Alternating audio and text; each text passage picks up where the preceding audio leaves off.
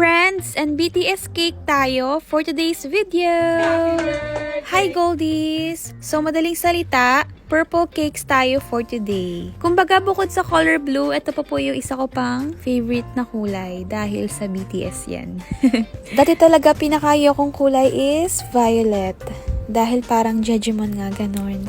Nasabi ko na rin to dati sa vlog ko. Pero super ganda niya talaga kapag pastel siya. Anyway, ang size ng ating cake is 6x4 inches. Tapos, strawberry chiffon yung flavor. Pa-order nga pala sa akin to nung Valentine's Day. And friends, yung kanyang theme. Pansinin nyo guys yung frosting dito sa first cake natin ha. Dito mas lamang yung water na nilagay ko sa ating whipping cream. At ayan, napakinis na natin siya kaagad. Next, mag-print lang tayo ng yellow frame yung nasa Friends na series. Tapos, kumuha lang kayo ng parchment paper or baking paper. Tapos, patong nyo lang po dun para matrace natin yan ng pantay at maayos. Bali, nagtunaw lang po ako dyan ng white chocolate. Tapos, nilagyan ko ng konting yellow na food color. Kahit ano po yung food color, liquid man or gel, pwede po. Basta konting-konti lang. Tapos, ilagay po natin saglit sa chiller para tumigas. Tapos, kapag matigas na siya, ayan, nalagay na natin siya ng details. Mga curvy lines yung mismong design ng ating frame.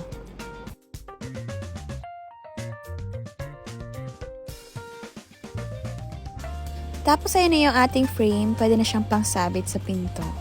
Charing. Dati pa lang ng mga panahon nagsisimula pa lang ako, 2021, madalas ang order sa akin ito. As in lagi. Kaso nga lang laging plain, yung ganyan lang yung design. Wala yung ibang may nakadrawing na central perk. Kaya sana may magpagawa sa akin ng ganun. Bali, ayun na po yung ating dedication. Pati yung font po, ginaya ko mismo dun sa ating Friends TV series. Hindi ko na nalagyan ng blue, red, and yellow dots dahil baka hindi na po magkasya kapag nilagyan ko pa ng space. Bali, sana all na lang sa the one na may Valentine's cake.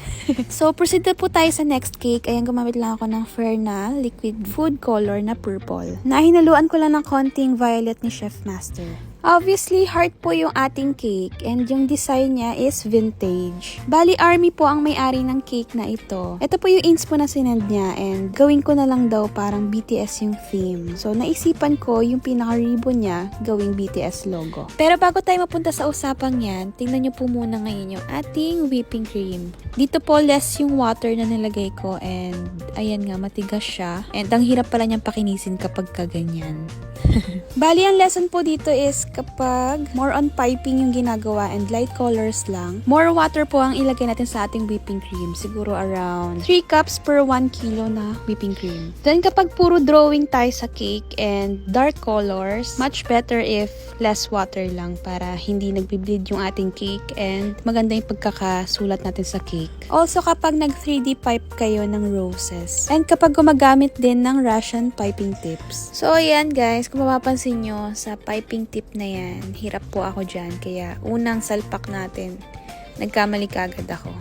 Tsaka hindi ko siya tuloy-tuloy na nagagawa, pahinto-hinto. Tapos ayan, gumamit lang ako dyan ng maliit na open star piping tip, pang ganyan. Mostly naman sa vintage na design, may ganyan po.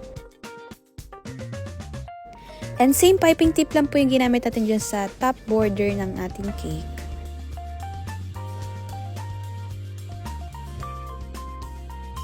Then, ayan, white lines, pang-add lang ng details. Dapat pala guys, mas inuna natin tong white lines bago tayo maglagay dyan sa pagitan ng ating parang banner. Pero joke lang po pala yun, lalagyan pa pala natin siya ng BTS logo. Kaya okay lang palang kahit mahuli siya. So, ayan, mag-drawing lang po tayo dyan ng BTS logo. I-fill in lang muna natin lahat ng frosting. Tapos, tsaka tayo mag-outline ng ganyan para mas malinis siyang tingnan at hindi barag-barag yung ating logo. At ayan na siya guys, gandang-ganda na ako dyan. Tapos after natin lagyan ng logo, sa ilalim naman ilalagay natin ngayon ay yung ribbon. Plus yung ating pearl draggies. And para sa last na ipapipe natin ay yung dedication. Pati pagsulat ko pala sa cake guys, moody. Minsan pangit, minsan maganda. Buti na lang dito maganda. Pero maganda talaga if ganito yung consistency ng ating frosting. At syempre, wag kakalimutan yung ating logo. Finally, tapos na yung ating heart vintage cake na BTS theme. Sobrang na-inlove ako dito guys nung nagawa ko na siya. At sobrang excited akong ipakita to sa client ko. Thank you so much po for trusting Goldie Bakes! Happy birthday to you! Happy birthday to you! Happy birthday! Happy birthday! Happy birthday to you! Okay na. Wish muna. Sana magka-jowa na. Yeah!